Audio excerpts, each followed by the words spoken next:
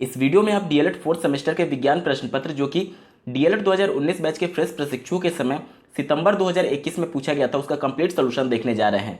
यदि पिछले 5 वर्षों में पूछे गए डीएलएड चतुर्थ सेमेस्टर के सभी सब्जेक्ट्स के प्रश्न पत्रों का कंप्लीट सोल्यूशन देखना चाहते हैं तो इस वीडियो के समाप्त होने के बाद से आप इस वीडियो का डिस्क्रिप्शन चेक कर सकते हैं। चलिए दोस्तों, इस वीडियो को प्रारंभ करते हैं। पहला प्रश्न पूछा गया था सिनेबार किसका अयस्क है। तो सिनेबार पारा यानी कि Hg का अयस्क होता है जिसका रासायनिक सूत्र HgS होता है। पारे का ही एक और अयस्क होता है जिसे कैलोमल के नाम से जानते हैं और इसका रासायनिक सूत्र Hg2Cl2 होता है। प्रश्न में सिर्फ पूछा गया था कि सिनेबार किसका अयस्क है, तो इसका उत्तर हो जाएगा पारा, यानी पहले का ऑप्शन नंबर 3 Hg सही उत्तर है। दूसरा प्रश्न पूछा गया था निम्न में से विषाणु जनित रोग नहीं है। पोलियो, कोरोना और एड्स ये सभी विषाणु जनित रोग होते हैं, जबकि जो हैजा होता है वो जीवाणु जनित रोग होता है। प्रश्न में आपसे यही पूछा गया था कि कौन सा विषाणु जनित रोग नहीं है, तो हैजा जो होता है वो विषाणु जनित रोग नहीं होता है, ये जीवाणु से उत्पन्न होता है। तो दूसरे का ऑप्शन नंबर 4 हैजा सही उत्तर हो जाएगा। तीसरा प्रश्न पूछा गया था निम्न में से प्राथमिक सेल नहीं है। सबसे पहले जान लीजिए कि प्राथमिक सेल कहते किसे हैं। तो ऐसे सेल जिनका प्रयोग सिर्फ एक बार ही किया जा सकता है, उन्हें पुनः चार्ज नहीं किया जा सकता, उसको प्राथमिक सेल के नाम से जाना जाता है। लेक्लांचे सेल, डेनियल सेल और वोल्टिये सेल ये सभी प्राथमिक सेल हैं क्योंकि इनका प्रयोग सिर्फ एक बार ही किया जा सकता है। वहीं बात करें ऑप्शन नंबर 4 सीसा संचायक सेल, तो उसे बार बार उसे चार्ज करके उसका प्रयोग किया जा सकता है। तो तीसरे का ऑप्शन नंबर 4 सीसा संचायक सेल प्राथमिक सेल नहीं होता है, ये द्वितीयक सेल के अंतर्गत आता है। तीसरे का ऑप्शन नंबर 4 सीसा संचायक सेल सही उत्तर है। चौथा प्रश्न पूछा गया था रक्त को निम्नलिखित में से किस तापक्रम पर कांच या प्लास्टिक की वायु रुद्ध बोतलों में सुरक्षित रखते हैं। तो इसका सही उत्तर हो जाएगा ऑप्शन नंबर 1 4.5 डिग्री सेल्सियस पर।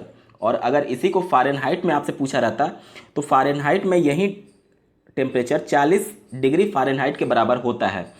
तो आपसे डिग्री सेल्सियस में पूछा गया था। चौथे का ऑप्शन नंबर 1 4.5 डिग्री सेल्सियस पर कांच या फिर प्लास्टिक के बोतल में रक्त को सुरक्षित रखते हैं। तो चौथे का ऑप्शन नंबर 1 सही उत्तर है। पांचवा प्रश्न पूछा गया था डार्विनवाद संबंधित है। ऑप्शन नंबर 4 योग्यतम की उत्तरजीविता इसका सही उत्तर होगा। इसके अनुसार जो प्रकृति के अनुसार अपने आप को ढाल लेते हैं वही जीवित रह सकते हैं, और ये सिद्धांत दिया था डार्विनवाद ने। तो पांचवे का ऑप्शन नंबर 4 योग्यतम की उत्तरजीविता सही उत्तर है। बात करेंगे अति लघुत्तरीय प्रश्नों की। छठा प्रश्न पूछा गया था विद्युत धारा अदिश राशि है, स्पष्ट कीजिए।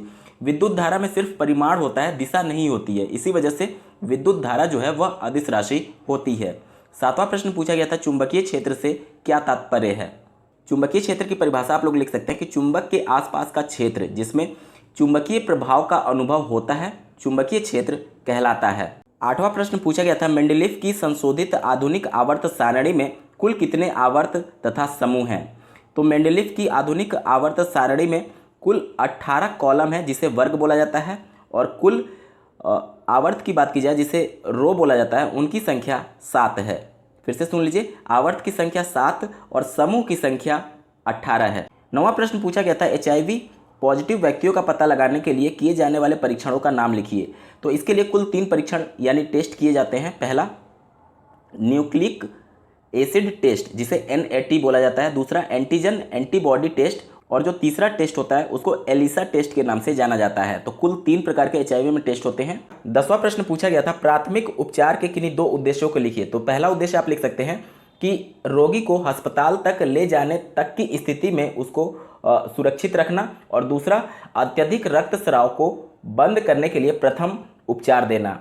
11वां प्रश्न पूछा गया था ऊर्जा का पिरामिड कैसा होता है। ऊर्जा का पिरामिड आप स्क्रीन पर देख पा रहे होंगे। यहाँ पर पिरामिड नीचे चौड़ा होता है और ऊपर पतला होते जाता है। क्यों नीचे चौड़ा होता है? क्योंकि सबसे नीचे जो होता है वो उत्पादक होता है। उत्पादक स्तर पर ऊर्जा की मात्रा सबसे ज़्यादा होती है, और प्रत्येक स्तर पर लगभग 90% ऊर्जा का ह्रास होता जाता है, और अगले स्तर पर मात्र 10% ऊर्जा ही पहुंचती है। इस वजह से सबसे ज़्यादा ऊर्जा नीचे है, और ऊपर जैसे जैसे जाते जाएंगे ऊर्जा कम होती जाएगी। इस वजह से ऊपर नुकीला होगा और नीचे चौड़ा होगा। अब बात करेंगे लघुत्तरीय प्रश्नों की। 12वां प्रश्न पूछा गया था खाद्य श्रृंखला तथा खाद्य जाल में अंतर लिखिए। खाद्य श्रृंखला और खाद्य जाल में आप अंतर कुछ इस प्रकार से लिख सकते हैं कि खाद्य श्रृंखला में जो ऊर्जा का प्रवाह होता है वह एक दिशीय होता है, यानी एक ही मार्ग से ऊर्जा का प्रवाह होता है, और खाद्य जाल में जो ऊर्जा का प्रवाह होता है वह एक जाल के रूप में होता है। मतलब प्रत्येक पोषक स्तर पर अथवा कुछ पोषक स्तरों पर एक से अधिक विकल्प होते हैं। यानी कि एक दिशा में ऊर्जा का प्रवाह खाद्य जाल में नहीं होता है। इसके अलावा आप लोग लिख सकते हैं कि जीवों की संख्या कम होती है खाद्य श्रृंखला में और खाद्य जाल में जीवों की संख्या अधिक होती है। तीसरा अंतर आप लोग लिख सकते हैं यह खाद्य श्रृंखला में कि यह एक सरल प्रकार की संरचना होती है जिसमें खाद्य पदार्थों के रूप में ऊर्जा का स्थानांतरण एक जीव से दूसरे जीव में होता है तथा प्रत्येक पोषक स्तर पर एक ही जीव जाति होते हैं। खाद्य जाल में आप लोग लिख सकते हैं कि खाद्य जाल अनेक छोटी बड़ी खाद्य श्रृंखलाओं से मिलकर बनी एक जटिल संरचना के रूप में होता है।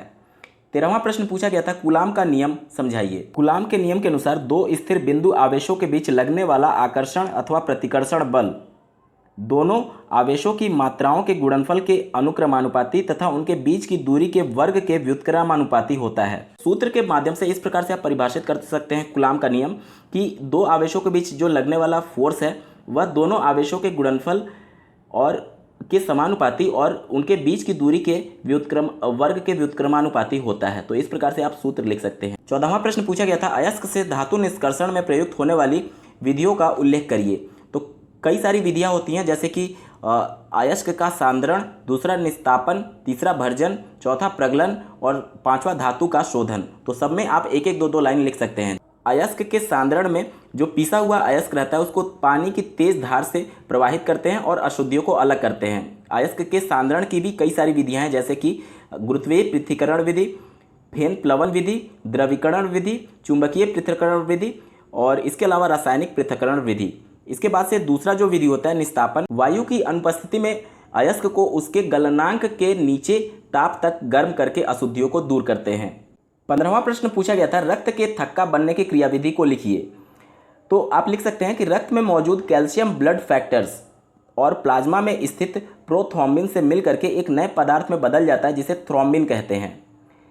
थ्रोम्बिन भी एक सक्रिय एंजाइम है जो प्लाज्मा में मौजूद फाइब्रिनोज नामक प्रोटीन पर क्रिया करके एक अघुलनशील तंतुमय पदार्थ का निर्माण करता है जिसे फाइब्रिन कहते हैं। फाइब्रिन के तंतु आपस में फंस करके जाल बना लेते हैं जिसमें लाल और सफ़ेद रक्त कोशिकाएं फंस जाती हैं और रक्त का थक्का बन जाता है। तो इस प्रकार से आप इसको समझा सकते हैं।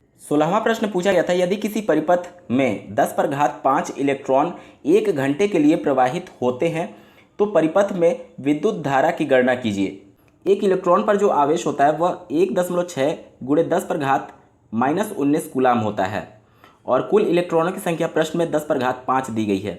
आपने धारा का सूत्र पढ़ा होगा Q/T यानी कुल आवेश प्रवाह की दर को ही धारा कहते हैं। अब कुल आवेश की गणना करने के लिए कुल इलेक्ट्रॉनों की संख्या में एक इलेक्ट्रॉन के आवेश से गुणा कर देंगे और समय आपको 1 घंटा दिया गया था जिसे सेकंड में आप कन्वर्ट करेंगे तो 60 × 60 हो जाएगा। उसके बाद से जब आप इसको सॉल्व करेंगे तो 4.4 × 10⁻18 एम्पियर करंट प्रवाहित होगा जो कि आपका उत्तर होगा। 17वां प्रश्न पूछा गया था थैलेसीमिया रक्त दोष के परिचय, कारण, लक्षण तथा परिणाम के बारे में वर्णन कीजिए। तो थैलेसीमिया की वजह से शरीर में हीमोग्लोबिन की कमी हो जाती है। बच्चों को माता पिता से आनुवांशिक तौर पर मिलने वाला यह एक रक्त दोष है। इसके अलावा आप लोग लिख सकते हैं थैलेसीमिया 2 प्रकार का होता है, पहला मेजर थैलेसेमिया और दूसरा माइनर थैलेसीमिया। इस रक्त दोष के लक्षण की बात की जाए तो चेहरा सूख जाता है, लगातार बीमार रहता है मनुष्य, वजन बढ़ नहीं पाता है और इसी तरह के कई लक्षण बच्चों में भी थैलेसीमिया रोग होने के कारण दिखाई देते हैं।